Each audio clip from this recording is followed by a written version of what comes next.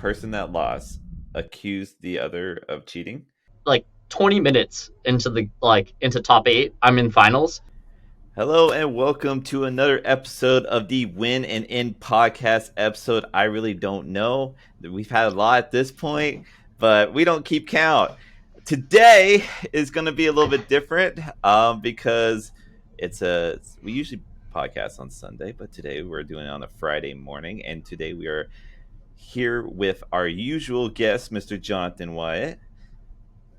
Hey. And our special guest, Peter. You might know him as the Kid, the winner of the most recent battle, Hardened in Dallas. How's it going? Good. Thank you for the glorious intro here. Yeah, glad to be here. Yeah. So yeah, let's get right into that, because that's our biggest topic that's why we didn't have a podcast last week. We're all at Battle Hardened Dallas, all three of us. They had the Battle Hardened event, which was CC. I went Oldham, Frostfang Oldham. Jonathan, you went Phi, and then Peter, you also went Phi. I didn't go Phi, but your Phi kind of took the whole damn thing. So let's ignore what we had. Yeah. I had a 5-1-1 record. That doesn't get me anywhere. How'd you end up doing, Jonathan? 4-3. 4-3. So okay. Not great. But just above mediocre, right? So we'll take that. We'll take the wins. And then what was your record going into top 8, Peter? 5-2. 5-2. Okay. Yeah, I lost the third round and the last round. That's a good round to lose. The key to that was going into the last round where like everybody was sitting, like all the undefeateds and X1s. We just all looked at each other and realized that the top 4 tables, no matter win or lose, was just the top 8 tables anyways. So we just kind of like sat down and everybody was like, oh, okay, like congrats on top 8, right. And let's play this random round for seeding. And then maybe that's why you lost, because you wanted to face your first opponent. No. Some hella hard metagaming. I wish if I won that matchup, I would have actually had an easier top 8 than what my top 8 was. Okay. Really? Okay. Yeah. So which matchups did you lose to in Swiss? I lost the mirror in round 3. I got double Underward. Yeah. Yeah, that happens. That will do it. Couldn't do anything about that one. My condolences. Yeah. And then I lost the last round to Dory, which surprisingly was never played Dory with Phi. Okay. Actual first time. And it was like 2-2, and not like one person, you get to 2 and then you're like, oh, I kill you. It's like 2-2, we're both sweating. Like it was me blocking with 2 cards, coming in for like 3, and then 1, and then like them full blocking, coming in with just 3 with Dominated. I'm like, what is this game right now? Like, how am I still in this? Yeah. I had 2 outs to draw a 3 block, and I never did. Yeah, that's the tricky thing about Phi. All those 2 blocks. Okay, so your only losses were to the mirror match, which that's just how it goes, and then Dorinthia, which I think traditionally is supposed to be a hard matchup for Phi. All right, so what was the decks you beat? I go through my rounds. Round 1, I played the mirror. Okay. That one was not close. That one was me go first, me win on turn 2. All right. Yeah. Round 2, I played against Dromai as Phi. As everybody knows, that's a bye. That's a good one for you. Felt really good about that one. Solid matchup. Yeah. The highlight of that round was I drew 4 cards in one turn because I hit with Mask Momentum, and then I had a Snatch that was Soaring Striked, and then I hit with a blue Snatch, and then ended the end of the chain with another blue Snatch, and then drew 4 cards and had an Arsenal, and did 13 damage to him, and he was like not happy, and I was like, okay. I felt bad for that dude. I played him both days actually because Oh. there's the Sunday event too. Yeah. I beat him both days, and I felt really bad for the dude. But then I lost around 3-5, Okay. and then I won versus Icelander in round 4. How's that go? Uh, Were they the like Michael Hamilton's version, or were they just traditional Icelander? He was playing Michael Hamilton's version. Okay. I think the interesting thing about like how I constructed my Fi deck, being like a more combo oriented, that matchup's actually a lot better for me if he's playing Michael Hamilton's list, Okay. because if you're playing Hamilton's list, you have a lot more 2 blocks on your like attacks coming in, Right. and you want to use cards from your hand, meaning that you don't want to block. So if you don't hit disruption out of your arsenal, then you just die. Like as like turn like 2. He arsenaled like Emeritus Scolding Blue and then did 4 arcane damage to You're me on my that's turn, fine. and I did 33 damage to him when he Right. died. Yeah. Like it, yeah, you know, like that's how like the tempo loss in that matchup can be. But you know, if you come in with Wounding Bull and then you have Channel in your arsenal, I'm like, oh man, like I have to block. I'm either blocking Wounding Bull or taking 8. Then I'm getting disrupted on my turn and taking arcane damage, and that's when he can start like tempoing me out. Mhm. But if you don't hit the disruption, you just die. It's over. I got a question for you on over. that. Yeah. So we saw in the finals, we saw Daniel Rukowski against Michael Hamilton's Icelander. So we Mhm. saw that matchup. Obviously your deck is a bit different. We'll get into that. But Daniel ran No Rune Hood, which I personally don't agree with. I was curious what paths you ran in yours in that matchup. Lynx. Okay. That makes Yeah, sense. I don't think it's close. It baffles me why a Northern Hood came out when their best equipment slot is your headpiece. Right, yeah. It could have been literally any other piece. I'm gonna keep it at that. Yeah. I'm gonna keep it at that. I think that's He fair. made a top. So I mean, for- he made top 8. Like, top 8 of nationals. Like, I can't. That's true. You know. So for this Icelander matchup, did you opt for 1 AB or 2 AB? Oh, 1 Good AB. question. I've tested. So I used to be on like Just Boots, the Tide Flippers, and then I was on Time Flippers plus Northern Gloves for a while for AB2, because if they like lock you out of the game, you want to pitch for more. But now that more of a like attack oriented Icelander, Shuko blocking 2 actually won me the game. Oh. In like multiple interactions, to where playtesting it's like, okay, cool, you're at like 16 and they're like Fiendles, and then I'm gonna try to like burn you out with like Stormshires the next turn. I can just block with Shuko, basically heal 2, and like prevent 2, and then like not die on my turn. Or if I didn't have Shuko in that position, I still die to the arcane even if I have Null Rune, Yeah, no, I do find it interesting with this new Icelander that like you can run blocking equipment and it feels good. It's not bad. Yeah. It's not bad. Like in Swiss, because I usually play like Mask, Tunic, Shuko, and then Tide Flippers. I blocked with like Tunic and Shuko, and then like didn't die to like him combo. He was like 2 life off, and I was like, that Shuko mattered. Yeah, for sure. Yeah. Okay, so that was round 4. Kicked Icelander's ass. What's And then I played Briar in round 5. Okay. I think the Fi into Briar is very good unless they draw exactly force channel. Right. If they don't, they lose the game. If they do, it's a game. Okay. Yeah. Okay. He did not draw that. It wasn't a game. We got the win. We got the win. And then I played another Icelander, actually Kenny, our local. Right. Yeah. Good old Kenny. Yeah. Oh, Good you old had to Kenny. face Kenny in a late round. That's a bummer. Yeah. It was like actually just the winning round. He started 4-0 and then lost the previous round and then got paired into me, and I was like, oh man, not this. Yeah. I was like, this is like the actual worst thing possible, because I was like, oh, maybe 2 of us can like win our winning in and then get in, Mm-hmm. and then we just get paired against each other, and then I was just like, yeah, That's rough. it happens. Yep. But yeah, we actually played a really interesting game. I'll highlight that game because it was like one of the most interesting like Fi Icelander games I've played. Okay. To where he goes first, Arsenal is Brain Freeze, and then on my turn he like Brain Freezes me and sees Art of War. So I Arsenal Art of War, and then he Aether Ice Veins me, revealing channel, and then Arsenal's channel, and then we sit there for like 6 turns, just like turns mean like his turn, my turn, 1, his turn, my turn, 2, 6 turns of that where I have Arsenal Artwar and he has Arsenal channel, Just waiting And for it- each other. just waiting. I finally drew like a double blue hand. During that, he played like 2 wounding blows and had a channel at like that all the way into 2 counters, like from his hand. And I was just like, "What is this game?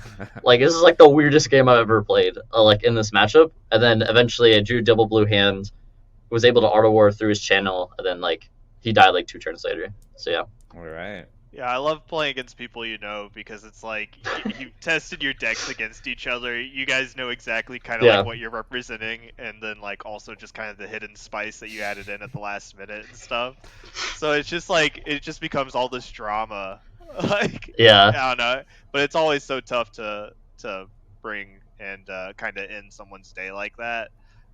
So I mean, it's just never good to meet your friends at these events. Our poor Kenny type F in the chat. He got 9th place after that. Yeah, he did. really bubbled. Yeah. Yeah. Big It was oof. unfortunate. I feel bad. But You know what? yeah. They'll motivate him for the next time. hopefully. Yeah, Hopefully. he's a good player. He'll bounce back. They need to give like a consolation tissue or something, like 9th place, because like A little that's gold foil that's a tough tissue. spot. It is. Yeah, It is a something. tough spot for Oh sure. man, it is. Yeah. And then I obviously played Dory the last round, so that was my Swiss. All right. So Was yeah, go ahead. was the Dory, was that Arya? Yeah, Right. yeah. Okay. Yeah, that was Yeah. a Dallas local. Oh. Yeah. I thought she was from LA. Because didn't she used to play like Collector Legion? I don't know the Or full she just story moved? of Arya, but I Oh, Yes. okay. I know. I think yeah, she just moved. Okay, yeah, that makes sense. Okay, that makes sense. Because I did see her in the LA Battle Hardened as well.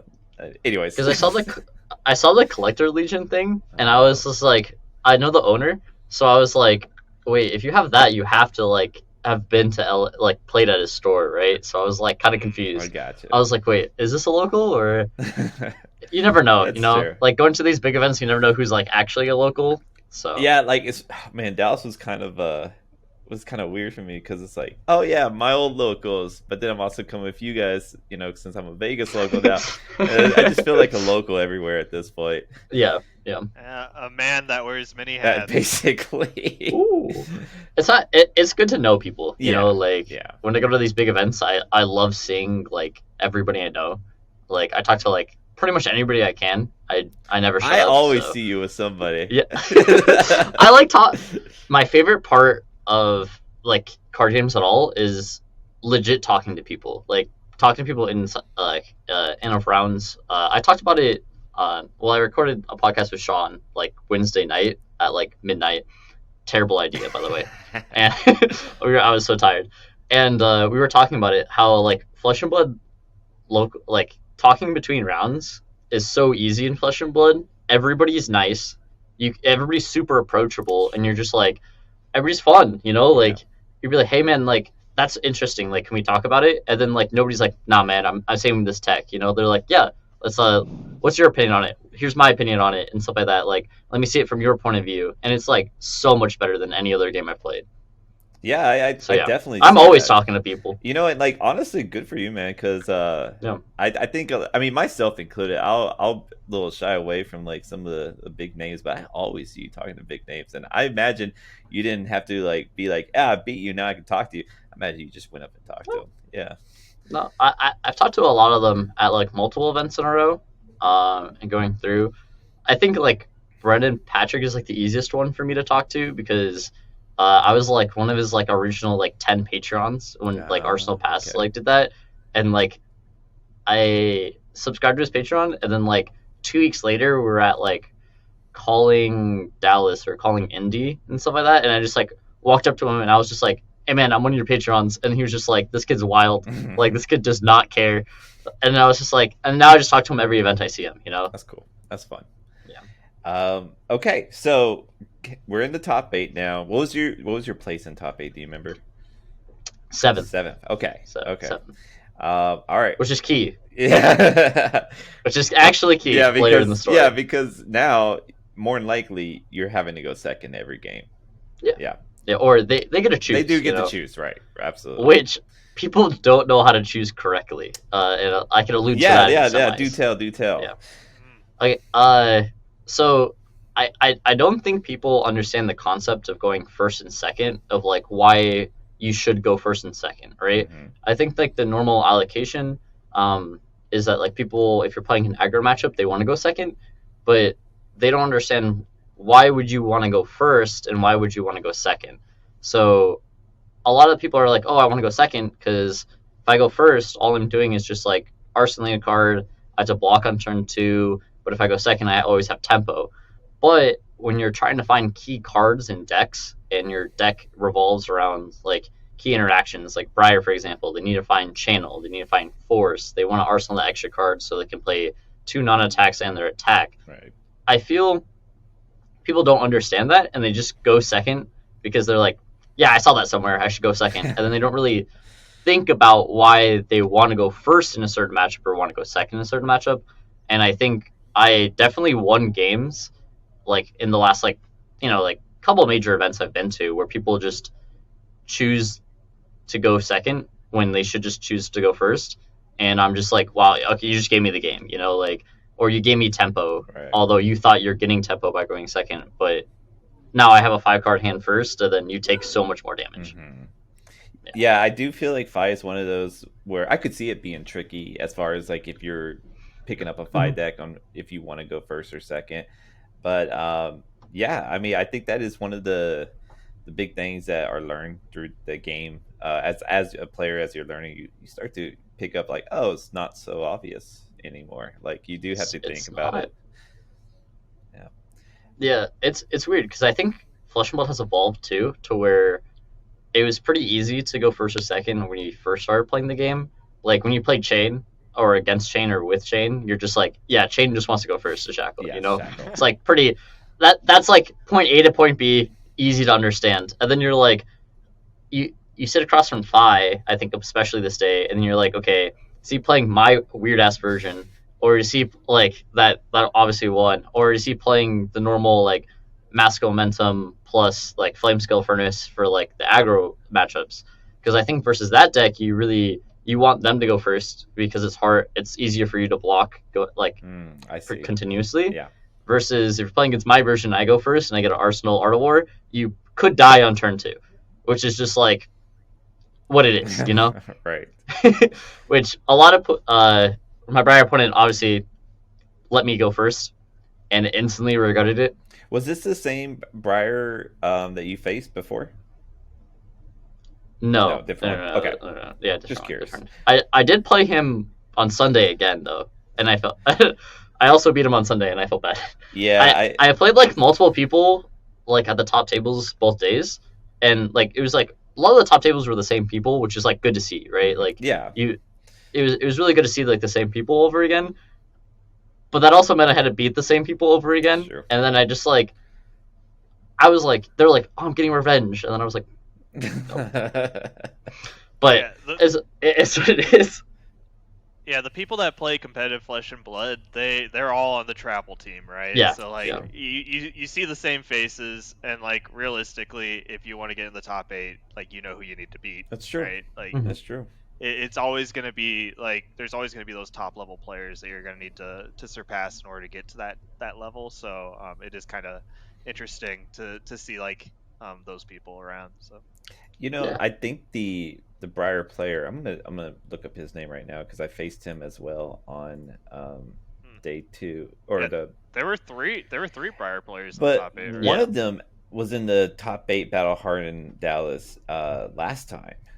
So he's pretty good. Okay. Let me see what his name is. I don't even remember what round I faced him, so there's no way I'm gonna know.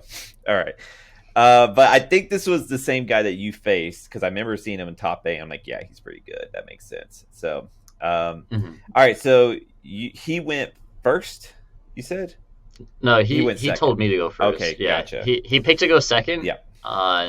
As a I arsenaled Art of Briar, War. too. I would think you'd want to like set up an That's- embodiment of lightning or something. I think there's like a lot of like decision points on that, right? Sure. Like, Yeah. especially with rune blades, you could start like get a rune chant. It's the easy one. Right. Like develop embodiments. Like you come in with like 2/4 attacks, and maybe you can get an earth embodiment if your opponent full blocks, or like you make a rune chant, you play like 2 non-attack spells, and now you have a lightning embodiment, and you get an arsenal card. You also have 4 cards more to see channel. Sure. So you're seeing 8 cards instead of 4 cards, to, like 4 cards potentially if your opponent just arsenals and passes and then gives it to you. So you're seeing 2 turns of trying to find channel, which is by far your best card in your deck. Right. Which is like why, as Briar, I'm always like, you should just go first in like 90% of matchups, unless there's a specific reason you want to go second. And I don't think the reason of trying to get tempo in the aggro matchup is actually a reason. It feels like Briar's kind of mid-range nowadays, anyhow. Yeah. Yeah. You're trying to kind of like, you're aggressively controlling and like putting pressure on, and then you draw a channel and you're just like, I'm all in. Can you beat me? Yeah, that sounds about right. Okay, so you get your first round. Oh, top 8 I played Ice Lexi first. Sorry, Oh. that was semifinals. Oh, never we mind. kind of got sidetracked My because bad. we talked about like We the first did. second We thing. did. Okay, yeah. So you played Matt. Okay, so then Yeah, Yeah, talk I about played him. that. I played him in Swiss and it was pretty brutal. Oh, yeah. But That man played straight aggro and then like 1 Icelander the entire Swiss, and I was just like, this is the perfect pairing for Ice Lexi. And then he paired against me in top 8, and I was like, this gem, bro, this gem is like so good for him. I guess you should have won Oh, your yeah. round 7. Yeah. So yeah, I play against Ice Lexi in top 8. Classically, Eric was there. I won my Artian with Ice Lexi, beating Fies and Rune Blades. Famously, I was trying to snipe Rune Blades, and then like everybody in Vegas played Fi at like the very beginning, and I was just like, wow, I just like randomly brought the best deck in the room just for like that like one event to win the RTN. And so I know how to play the matchup from the other side, but I never played Fi versus Ice Lexi because I don't think Ice Lexi is necessarily like the best option right now, because I don't think you beat Oldham ever. It's like very hard. So hard, right? It's very hard. And then like I never tested the Icelander matchup. I've heard it's supposed to be Icelander favored, but my friend lost to Ice Lexi as Icelander during the tournament. So like I don't know. Realistically, I don't really know how that matchup goes. I've never tested it. But so I play against Ice Lexi, and I'm like, oh guys, we're gonna get barbecue soon tonight. Like we're about to, like we went to go get barbecue. And I was like, oh, guys, it'll take like 30 minutes. We'll go get barbecue. There's no way I'm going to win this matchup. And then it's not like everything, like, not like aligned up my way, but knowing how to play against the deck from playing the deck, I was just by far ahead knowing what I needed to do, right? There's multiple times where he came in like, I always keep forgetting the card. It's like the 1 for 5 that like if it's fused and it hits, like you have to discard a card unless you pay 1. Chilling Ice Vein, I think. Chilling Ice Vein. I like 2 times I like pitched an Art of War, knowing that he couldn't third attack me that turn, and then just like discarded those 2 and then like traded damage, and then I had like an E-Pot early, and then I made like then like I arsenaled my 3rd Art of War because this game went long, right? Mm-hmm. I arsenaled my 3rd Art of War during the game. And then he came in with me like Bolt and Shot with like 1 card in hand and like 1 resource because he pitched a yellow. And I was like, wait, I don't think I can actually get disrupted at all this turn, even if he plays like red Arctic Incineration, which is probably his best play here. Mm-hmm. I could probably still pitch through it. And then he just plays like Bolt and Shot yellow. And then I just like look at my health and I'm like, well, I'm at 18. I can take this. And then I presented 30 damage. And that's when Lexi can't win, you know? Right. I think the key part of that game was like turn 4, he like Chilling Ice Veined and then revealed Arctic Red. And knowing from playing Lexi, playing as Lexi, you have to force your opponent needs to force the red Arctic out of your arsenal, or you get locked out of the game. So I just took all the damage that turn, went to like 3 cards in hand. He played red Arctic because he did go again on his last arrow. He played it, and then I like pitched through it and got through it, and then I took like 14 damage to like make that play happen. But if I just like block out, he arsenals Red Arctic. I don't think I won that game. So I think it's you forcing that card out of his arsenal was just like the reason I won the game basically, or had a chance to. That was probably your toughest game in the top 8, huh? Oh yeah, like I think I was more scared of that than any other thing in top 8 because I felt like I could probably maybe win that Dory matchup if I played it another time. Sure. But like I was like, this deck's made to beat me. Yeah. Like going into the matchup, you're like a 30%, like if even, because the deck's made to beat you. So I was like, oh man, here we go. But we got it. So well, that's all that matters. Good job there. Yeah. All right. So we beat Ice Lexi round 1. We beat Earth Briar round. I just want to say Earth. It's all Briars are channel, but yeah, all of them are now. I think back in the day you could probably make the exception. Yeah. At that point. Now that was all the same. All right. So round 3, the final round. Winner takes the gold foil and the Did you get a PTI with this one? Yeah, PTI. PTI, nice. Yeah. All right. What was your third opponent? I played another Briar. Oh, I played two Briars. I played 2 Briars. Really? Okay. So my side of the bracket was like Ice Lexi versus me, and then the other 5 versus Briar. And then like Briar beat the other 5, and then I beat the Briar. And then the other side was the Briar Mirror. And like it was Brody because he got first seed versus the 8 seed, which met me in finals.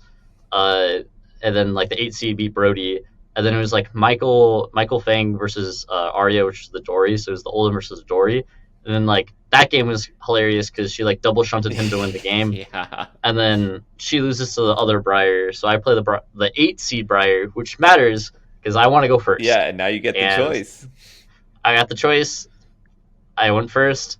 It's an unfortunate game for him. He got an IP2 warning. Ooh. I guess I didn't catch it when they originally went over deck list, but he just had like one or a couple cards wrong on his deck list. Like he just like wrote like Lightning Strike, which is a magic card, and not Lightning Press.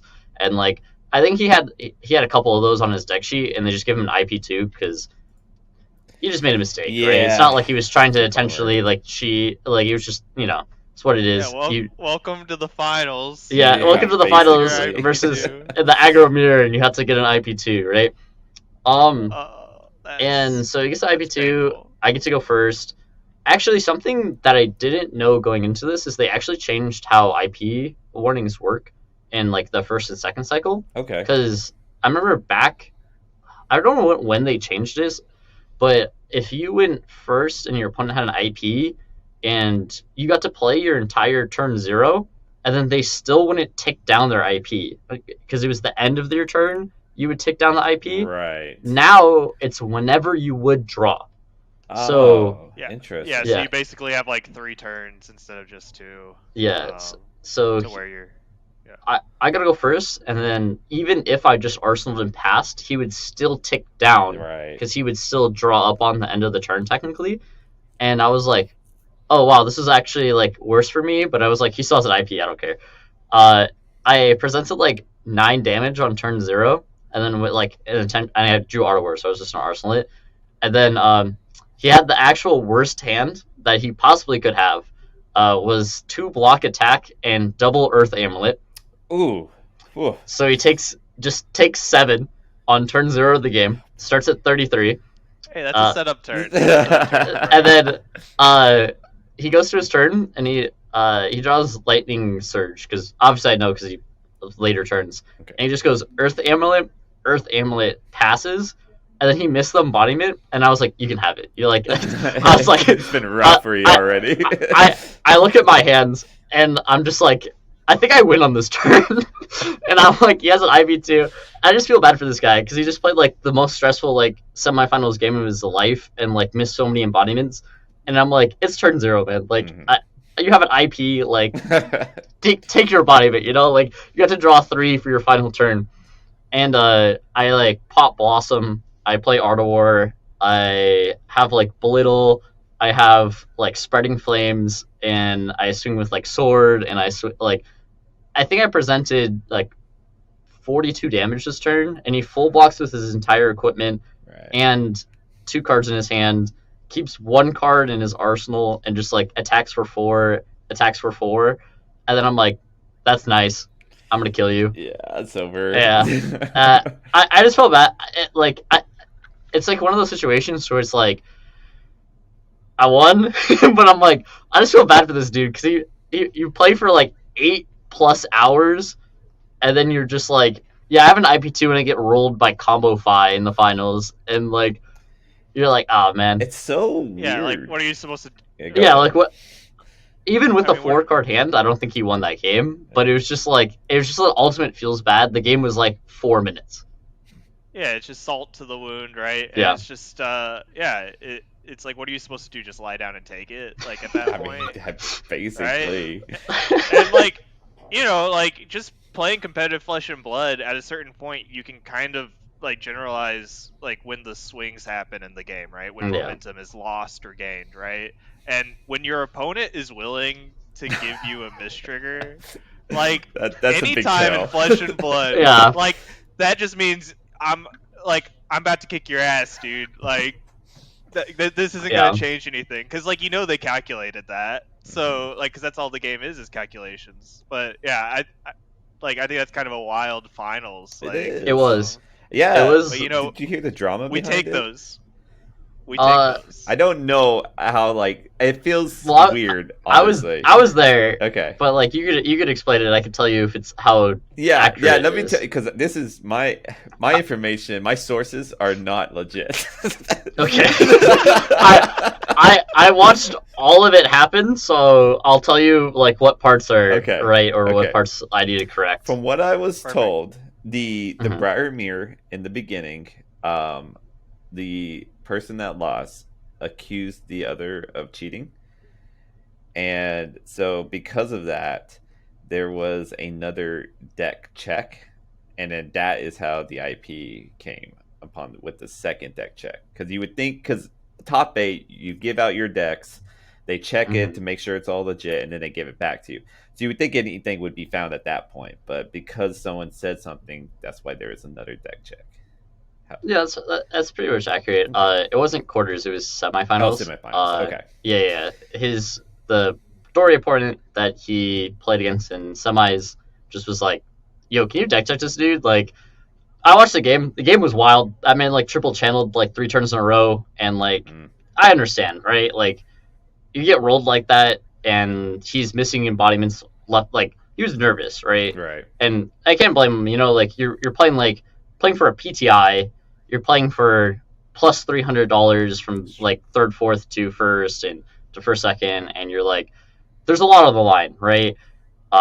Potential winning like gold foil in the finals, like there's a lot. And he's nervous. He's missing embodiments, and like you're still getting rolled, and you're like, you got to check this guy's deck, like. Yeah. And it was just like how like channels lined up. It was kind of weird, but it was just how they lined up, in the mid game. And it's what it is, They deck checked him. They actually deck checked me again because they deck checked him, found something wrong, and then I think they realized they're like, do both. They kind of like looked at each other. They're like, we had to deck check the other guy. Like, yeah, definitely. imagine he also has something wrong that we missed, and then IP2s. we both have IV2s. No, but mine was perfectly fine. I actually got deck checked in Swiss, deck checked in top 8, and then deck checked a third time. So I was like, it'd be wild if the third time they deck checked me, I actually had something That wrong. would be pretty wild. I think like the only thing they could probably get me on was I started noticing like towards the end of the day that like my sleeves like in the middle, like sometimes you get like the whitening because you like shuffled it so much. Right.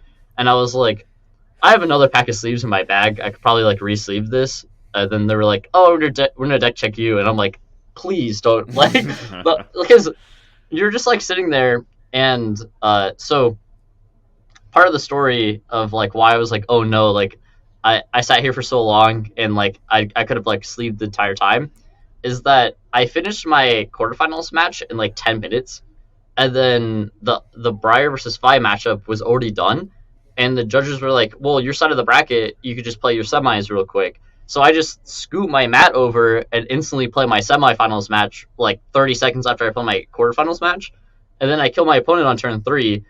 and then like turn 2, turn 3, like depending on if you count turn 0 as 1 or whatever whatever conversation you want to have with that. But like I was like 20 minutes into top 8, I'm in finals, and I just like have to wait for 2.5 hours to play finals. Like I watched all of quarterfinals from the other side of the bracket because both sides were still playing, and then watched semifinals, had to deal with so many judge calls and like multiple deck checks, and just like sat there and just like, I just want to play this game and get barbecue. Right. And then the finals game is like 5 minutes, like less than 5 minutes, and then I immediately go try to get barbecue. Hell yeah. So I think we finished at like 8:30, 9 o'clock at night. Yeah, like, that's when we were done eating barbecue. Yeah, like I left the venue when you guys were probably done, and then I was at barbecue till like 11 o'clock at night. Where'd y'all guys go? I don't know what the place Was it Hardened? is called. No, it had an outside barbecue, and it was like cafeteria. You like kind of like walk through from like outside.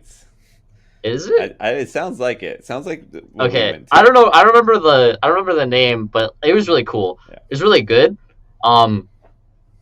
I obviously we were in the line, and I won, and I was like, I'm grabbing everything that looks good. Yeah. I spent $73 on dinner. Woo! That's a good dinner for myself. Like, I don't like me personally. I don't eat a lot. Like I eat like throughout the day, right? Like I eat small meals like a lot throughout the day. Like I usually eat around like 6 to 7 meals a day, but like they're small, right? Yeah. Like, and that was the most amount of food I've ate in like 3 years, and I still had like a full ass meal to go that I ate the next day for lunch. Yeah. And I was like, what is this? Yeah, my mom texted me. She's like, 73. Where did you go? I ate like a king, hey, Mom. That's true. Yeah. I had to celebrate. Treat yourself with the BBQ sampler. Yeah, basically. Right? Yep. They had like mac and cheese. They had some jalapeno rice.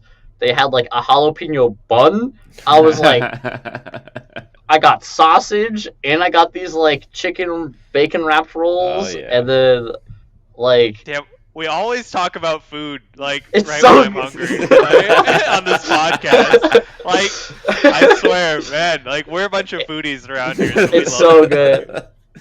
That's awesome. I know some like real foodies. Like we both know Higashi. Like Higashi is like a super like freak of food, bro. Like that man, he was sending us places to eat in Dallas. Like while we were there, he was just like, "You guys got to go to this, man. I've always wanted to try it." I was like, "You're not here." Like when we went to Europe, like we were going to all these places that he was like, "Yo, this is like 4.5 stars, like tourist destination," and I was just like, "We have to go here. It's like culturally like so good." And I'm like, "Yo, bro, I can go to McDonald's." Like I go get my French McDonald's.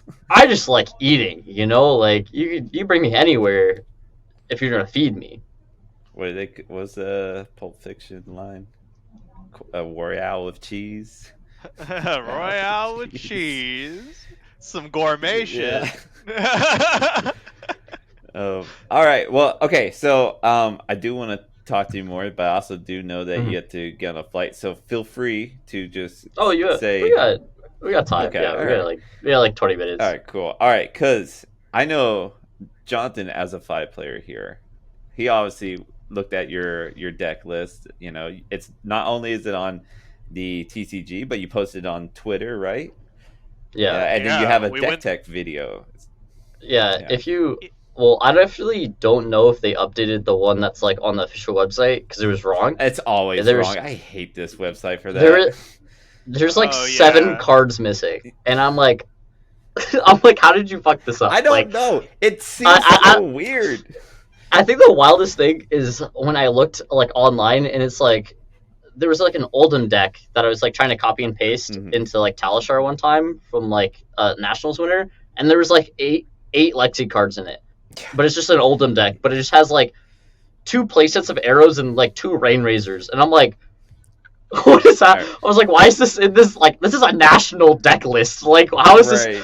Yeah. No, So I posted on my Twitter, and then I made a deck tech about it, and then yeah. So that video is popping right now. I'm just saying. we'll post up those Yeah. links too.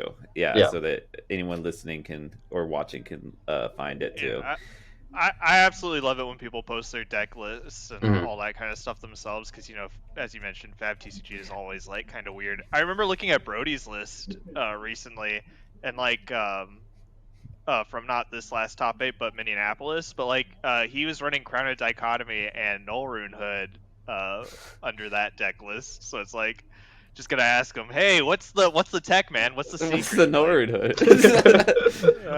Let us know. Why are you doubling down on these? Yeah, You LSS figure out how to hired run me. 4 equipment Like, here, yeah, oh, bro. dude, let's go.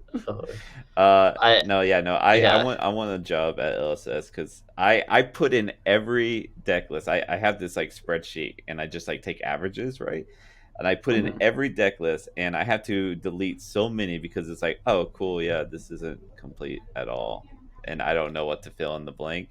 So LSS hire me. I will like fix this problem. I know it's your problem. At first, when you see it 1 or 2 times, you're like, oh, it's the people that sent it over. But when you see it this much, it's like, all right. Yeah, go ahead. Yeah. Also, especially because I know they checked my deck 3 times. Right. Like, I was like, Star City had to send this correctly because it's like they checked my paper 3 times Sure. and got it right 3 times. Like, there has to be some community.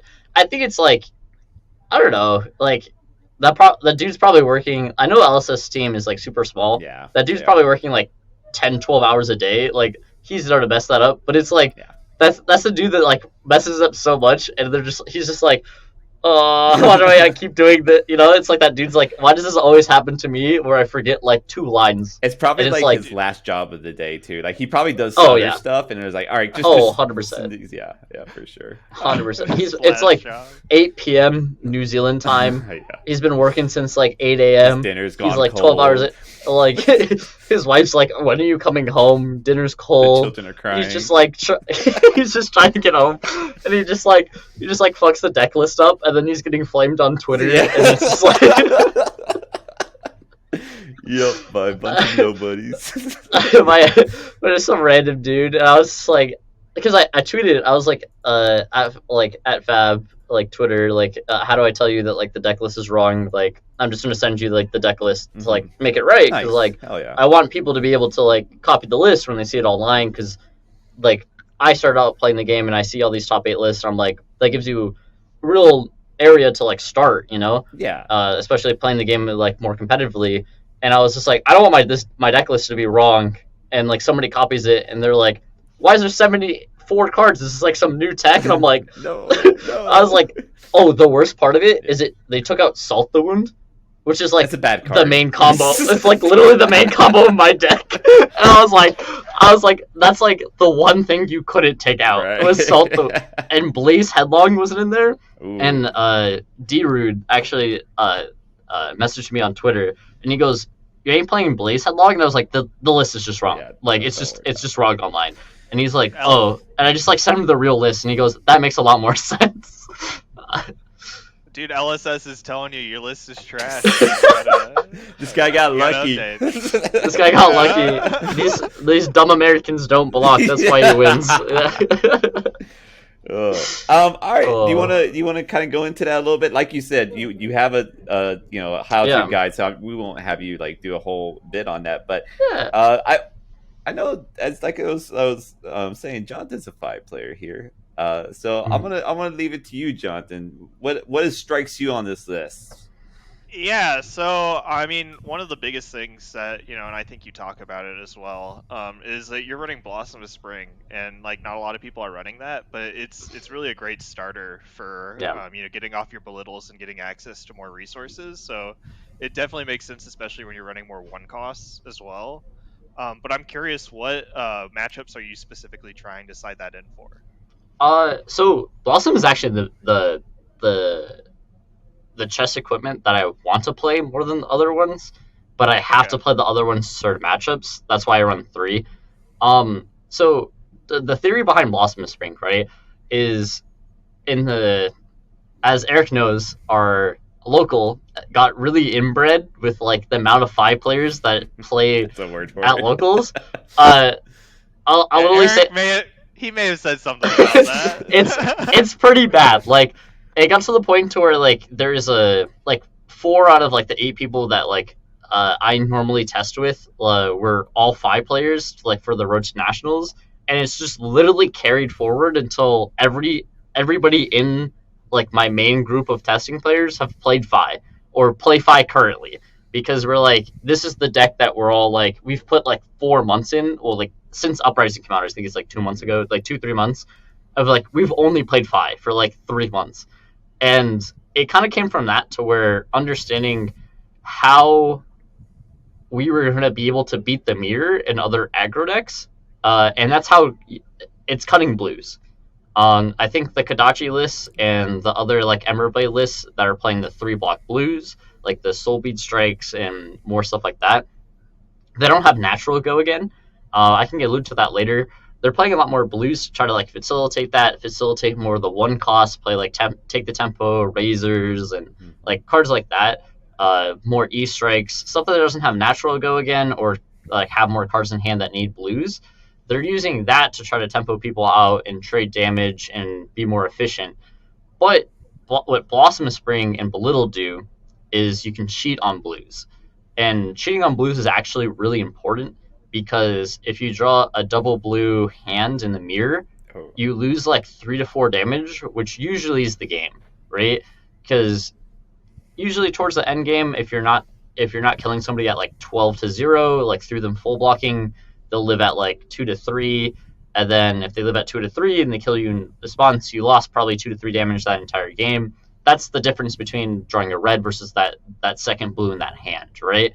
So Blossom of Springs allows you to cheat on the blues. I believe this list I was running 12, which is not a lot, right? Like, that's with the blue minimalism, but realistically with 12 blues, I'm running actually a lot more. The equation is kind of around 18 from 12, because you're running 3 Belittles and then Blossom. Okay. The key to Blossom is it makes it so if you draw a 4 red hand, you can still play a 1 cost, you can still play Art of War, you can still play Belittle, and then still have the extra 3 to 4 cards like for that, right? So it also goes with our combo-esque style of this deck. We're using Pouncing Lynx over Mask Momentum in every matchup besides Dromai. It's just like, personally, I think it's by far the better helmet choice. I can argue with people all day, but it also is like part of how this deck ticks for us, right? We're playing the Lynx Blossom because we want to cheat on resources so we have more reds, and we want to set up the Salt Lava Burst combo, right? So Blossom allows you, if you have a 4 red card hand and you have 1 cost, you just pop Blossom, now your hand's perfect, right? If you have Belittle and 4 red, like Belittle and Arsenal and 4 red cost in hands, you pop Blossom, now you get that free blue pitch. Same thing with Art of War, you can just pop it, come in with like a 0/3, or just immediately use Art of War and then fix your hand, be able to attack wider. It just does everything you want it to do, and specifically, you don't have to wait 3 turns. I think the lack of Tunic is like, Tunic was something that I always liked to use when it was like the combo version, because you spent more time to like set up the Stubby Hammers, Art of War, and like Phoenix Form, but you need to be so much faster these days, so you can pop Blossom on turn 2. Something you can't do with Tunic, you have to wait that extra turn, but sometimes you just don't have that turn, especially when you're playing the mirror, you're playing versus Briar, you just don't have that turn, so you need to be able to go off on turn 2, and Blossom allows you to facilitate that. So what matchups are you looking to take it out on, specifically? Blossom is specifically for Fi and Briar. You can bring it in versus Viscerai as well. I haven't really tested that matchup. I don't really see a lot of Viscerai anymore. Rip. It's also like a favorable matchup. That one you could play Tunic or Blossom, depending on... I think the key to that one is Viscerai blocks a little bit more, so you can just play Tunic because you have more turns. Same thing why you play Tunic versus Dromai, because you just have more turns because they try to block a decent amount. So that's the main two, is just like Fi Briar, where nobody's blocking. Maybe the opponent's blocking, but you just never want to block unless it's super efficient. So Yeah, I mean that totally makes sense. I mean when you put it out there like Blossom of Spring essentially saves the card, like I mean that just makes sense, right? That's sound logic to me. As an aggro player, Yeah. I need more cards, right? So totally fine. So then another interesting thing, I think it's just kind of a whole kit with Fi.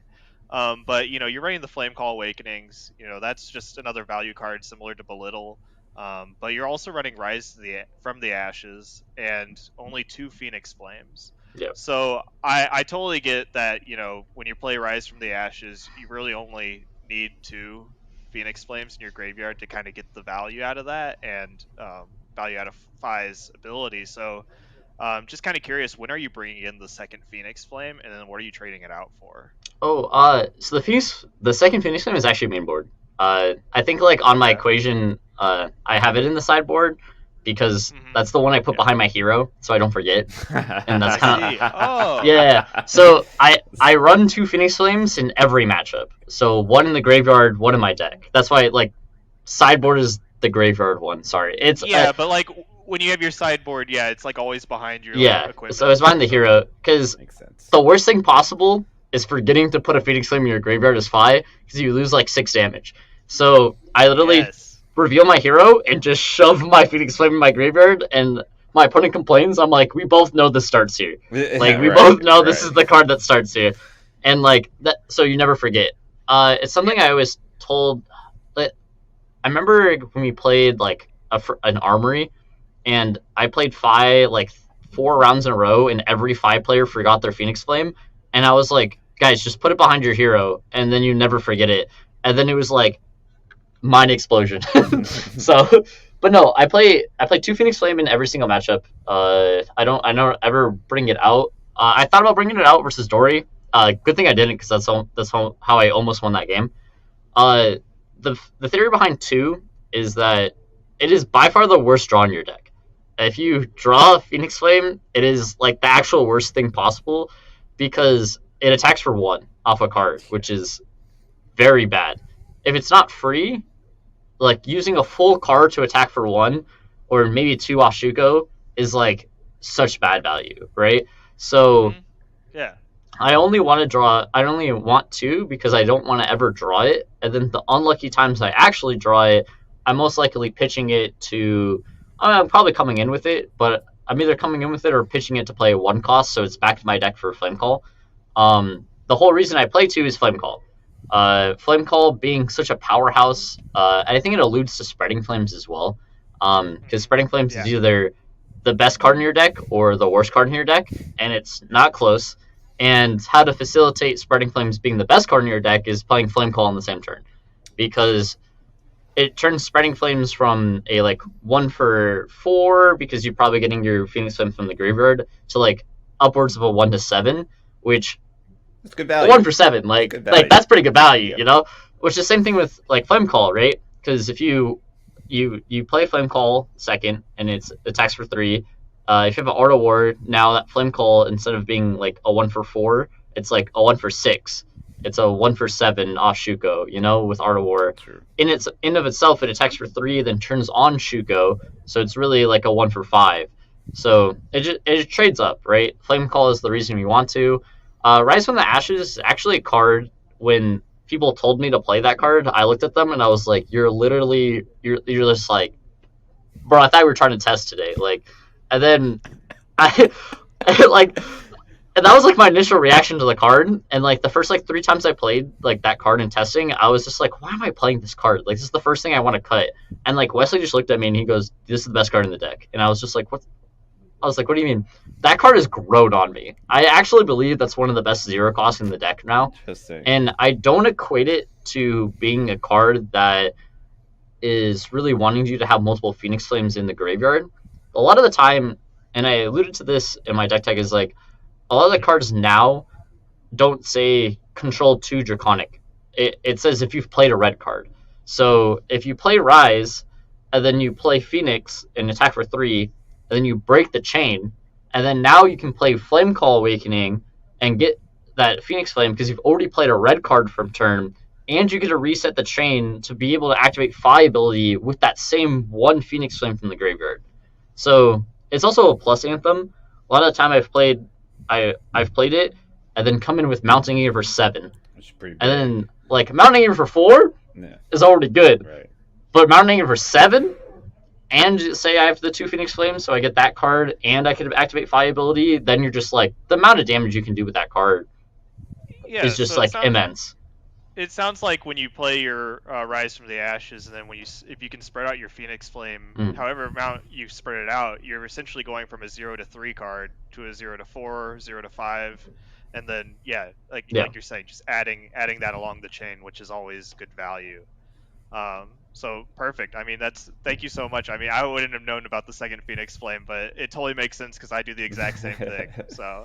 Yeah, I'd explain that to a couple of people actually. They like looked at my deck and they're like, "Yeah, when are we sideboarding Phoenix Flame?" Like, and I would like give them my sideboard guide, and they're like, "Why are you never boarding Phoenix Flame in?" And I'm just like, "This is how I do it in my deck list." So like, I'm like, dude, I'm so confusing. Like, it's actually, I was like, if I wasn't somebody that was approachable, everybody would be like, "Damn, when am I sideboarding this fucking Phoenix Flame, bro?" Yeah, like, for sure. I was like, I'm just like that asshole, bro.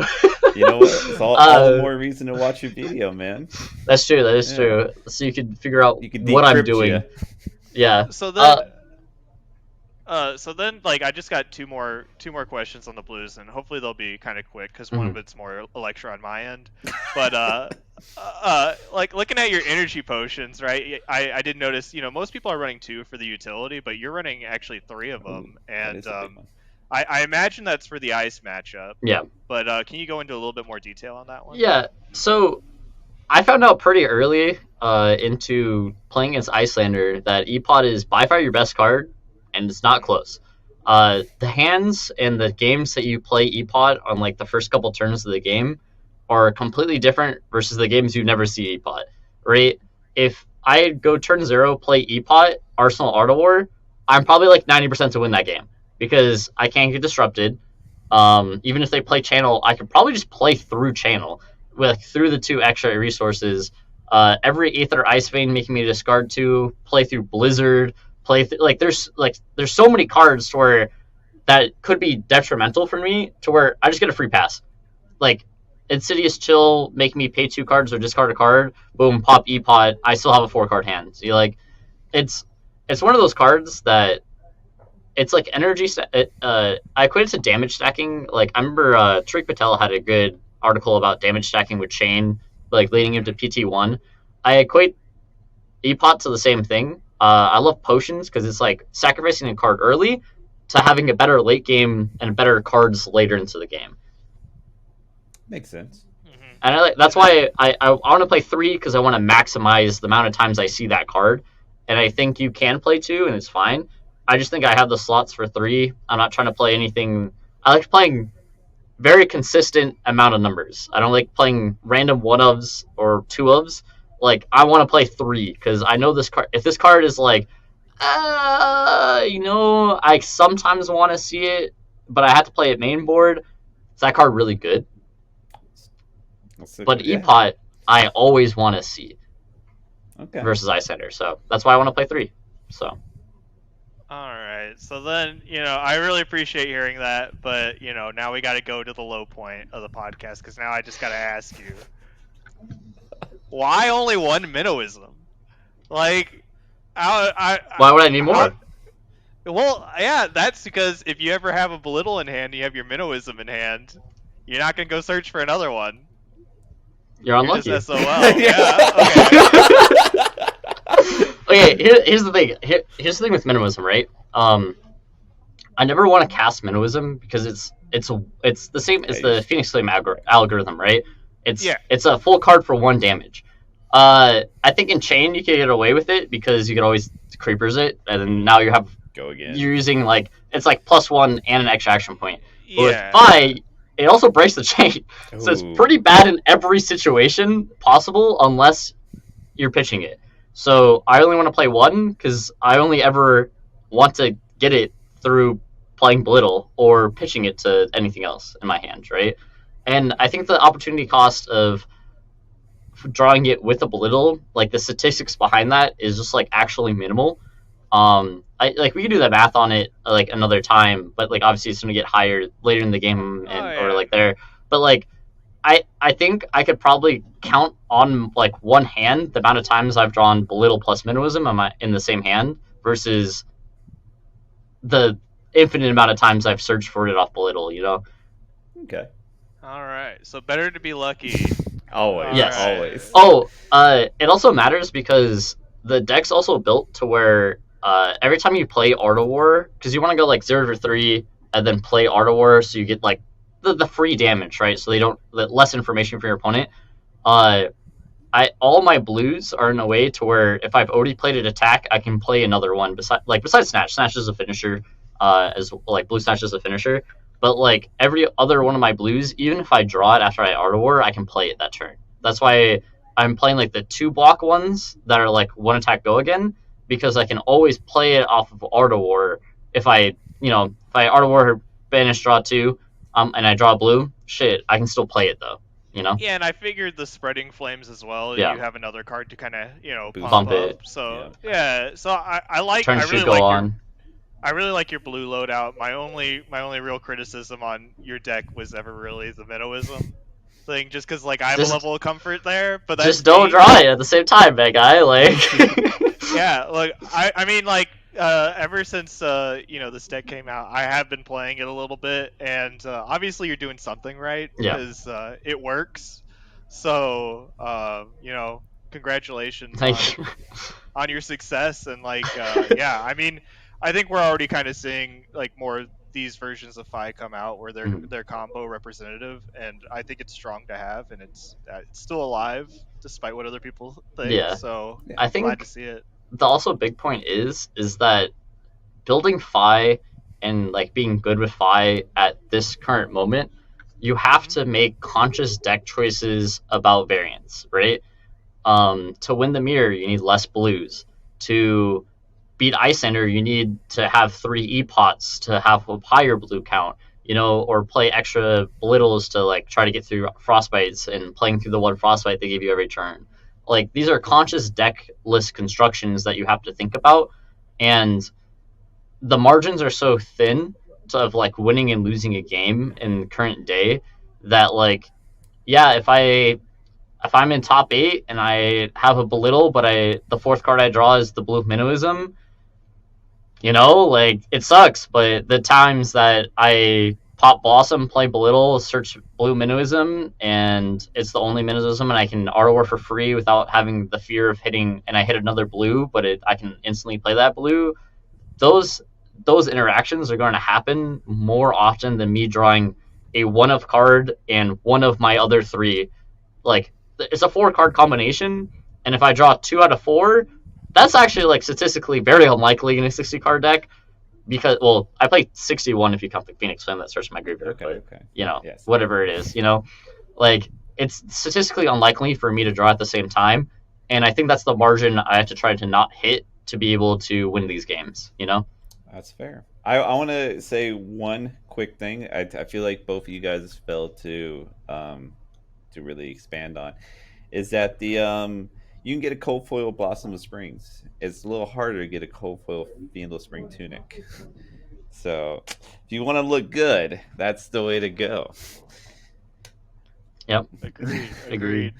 All right. Yeah, who needs that cold foil? Yeah, who cares? Ew. Yeah. All right. Well, you know what?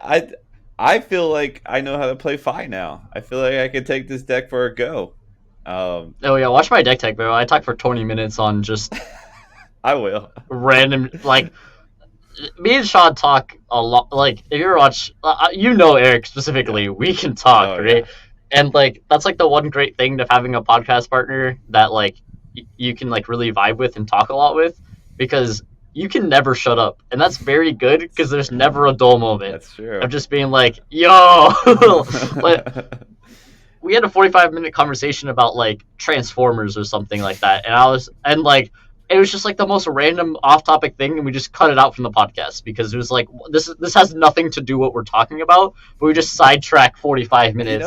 I bet, especially knowing both of you guys, I bet a lot of people would want to listen to that conversation. It's pretty funny. Yeah. Hey, there's some stuff we were talking about The Rock, yo. Dude. And I'm not gonna allude to what Rock I'm talking about. I could be talking about Dwayne The Rock Johnson. I could be talking about the new card. I could be talking about a boulder. I could be talking geologist terms. I could be talking about geologist terms. I could be talking about like sexual orientation of rock hard. Like sure. you don't know, you never know. That's like a good point. I got a lot of hands, bro. Like you know what? That's a good fucking plug because. What is? Go ahead. You fucking alley-ooped it. Go ahead and slam dunk it yourself. How can people listen, or what is it called? What can people do? Yeah. So our YouTube channel is PTHTCG or Palm of the Homies TCG on YouTube. That name. The Palm of the Homies is the best terminology of this game I've ever heard in my life too. It's great. Big respect. Respect. So it's PTHTCG if you didn't hear that because I was laughing. And then if you want to follow me on Twitter, it's at @MascoMomentum.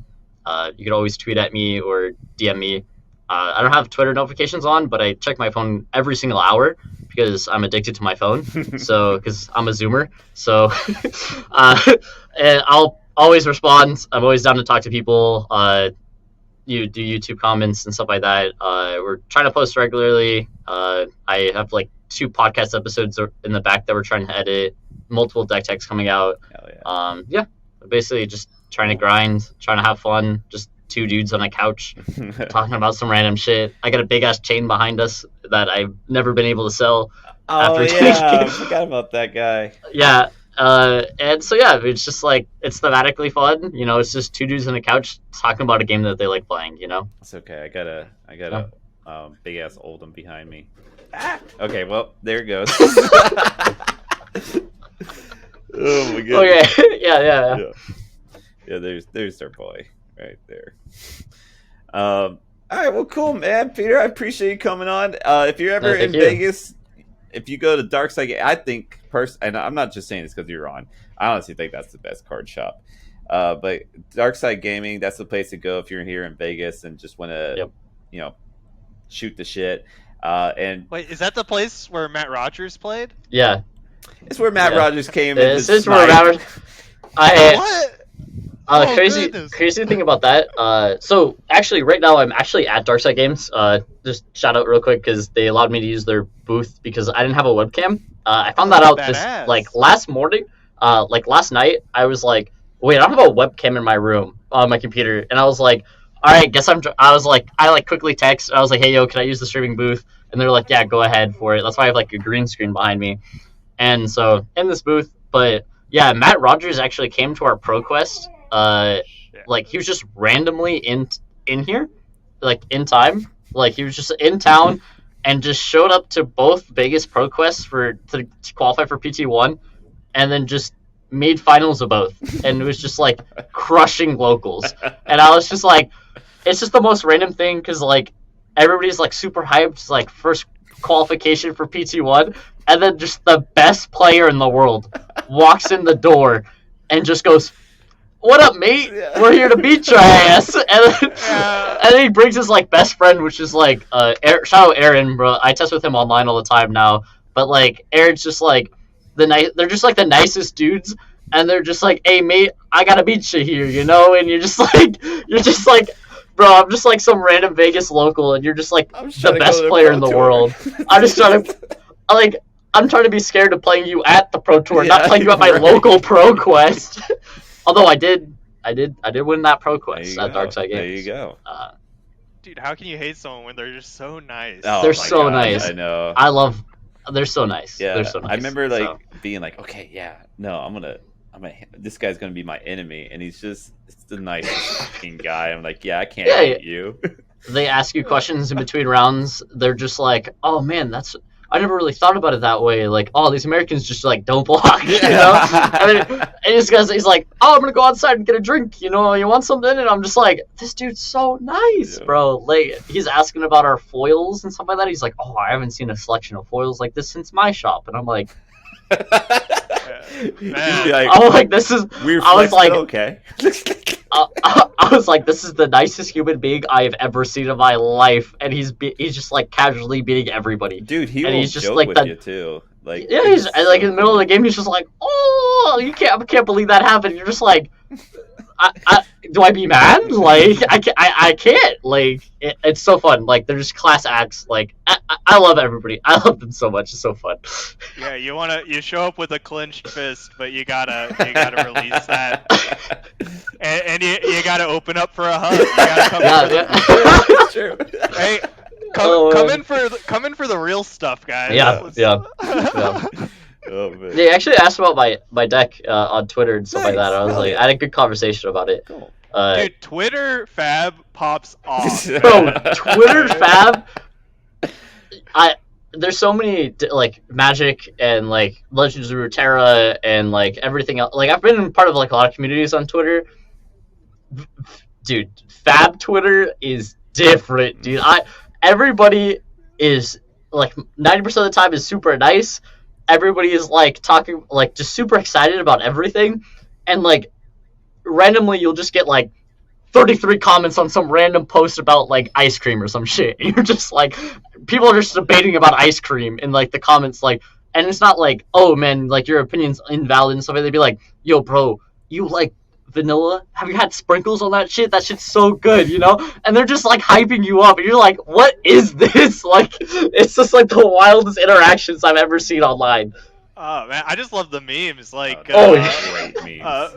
Like Fino is like posting all these memes of like Yanji, like with the like the. Was it the boyfriend who's like looking the other way or whatever? Yeah. Remember the Fino black memes where he missed the tunic counter like to lose top 8, and he's posting it. Yeah. Like, it's not like everybody trolling it. He's trolling himself. He's a cool guy. And you're just like, this is great. Like, every single day I wake up to like a new tweet and I'm like, this is like a once a month banger in another community, but this is like every day in Fab. It's just like. Yeah.